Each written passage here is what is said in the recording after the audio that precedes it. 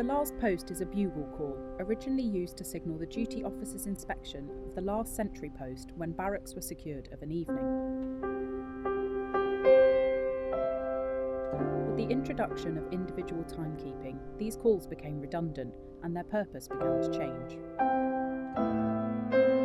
The last post in particular has had a significant shift in meaning. It is now often performed to mark the end of earthly life and, moreover, a way to commemorate the sacrifice of fallen military personnel.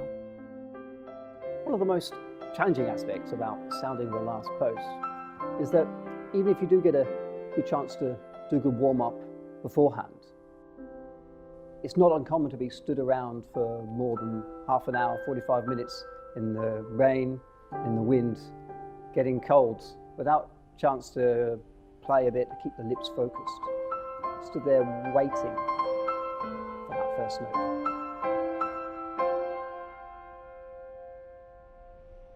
One of the most difficult things about sounding the last post is that obviously it's a very emotive piece of music, and as a trumpeter you almost have to detach yourself from the occasion and remember you're just there to do a job.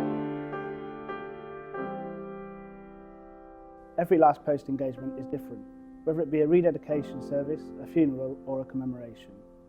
Whatever the event, it's an honour and privilege to contribute to these services.